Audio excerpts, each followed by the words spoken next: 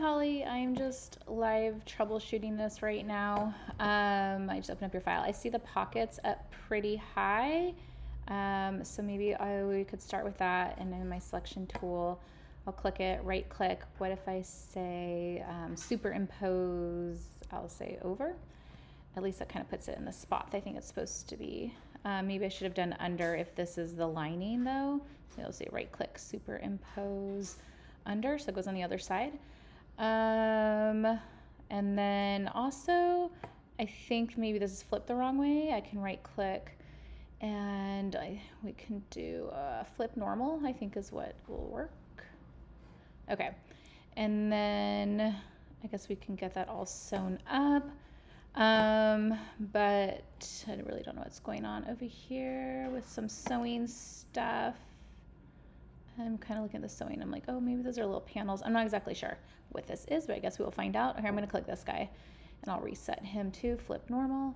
Oh, but it did it to both. Oh, because they must be connected. Let's see. Yeah. So maybe if I right click and I remove my, what do you call it? Remove linked editing.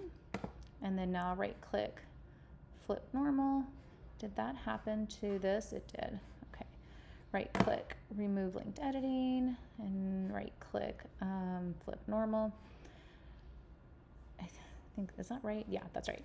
Oh, this guy too then, but you probably are also remove linked editing and right click, flip normal. I think that's how you want it.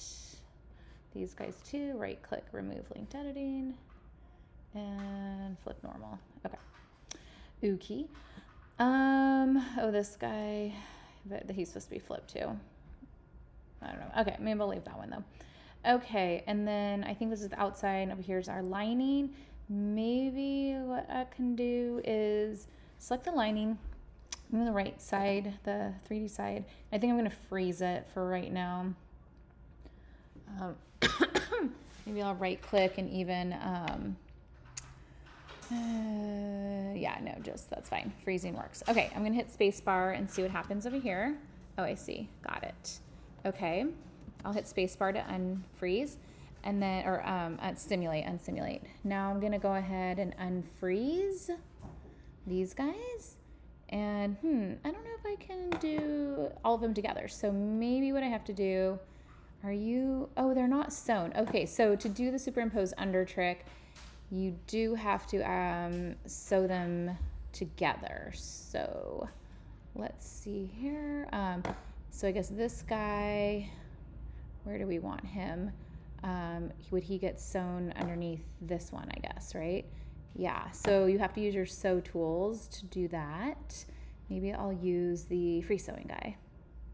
And I'll say, I'm going to click you all the way around, stop, to you all the way around. Okay.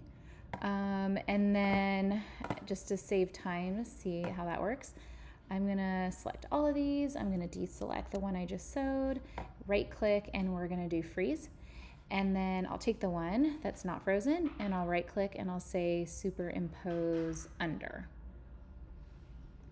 Okay, there we go. And that gets him your lining inside where you want it. So I think if you do that to each one, then you'll have your lining underneath it. The other trick I was kind of talking about is, you know, because do you really need lining in 3D software to kind of get the design? You know, if you just want to get the look, some people will take the fabric and they might just give the fabric like a backside. So I clicked on the fabric, so the property editor is showing fabric info, not pattern piece info, and you can click the back. And right now it's using the same material as front. You could uncheck that and, like, you know, give it its own color and its own kind of texture or whatever if you wanted to do like a shiny satin lining or something and change the color. So that's a kind of a nice trick too, because it can be a lot of memory for your computer to have the double fabric. And then the other thing too with 3D is that we like to work on, you know, low, I guess you could say low pixels, but it's not pixels, it's particle distance. And there's also like this gravity space in between. And so it's kind of technical, right? So that's why sometimes I think just changing the fabric is a little bit easier. But another thing you can do, like on all these pieces right now, our particle distance is high so that we have good memory. And then it's the collision. That's like that weird in between space. And so sometimes if your collision's too high, it gets all funky because you're trying to put the fabrics right next to each other, but there's like this force field pushing them away. So you might have to change your collision to something smaller, like 0.5.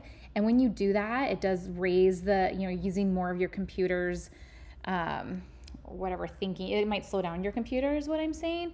So so I would just ask yourself, like, do you really need the lining in there? Or would just having the back of the fabric represent lining work for 3D? I don't know, just something to think about. But so go ahead, see if those tips help you out.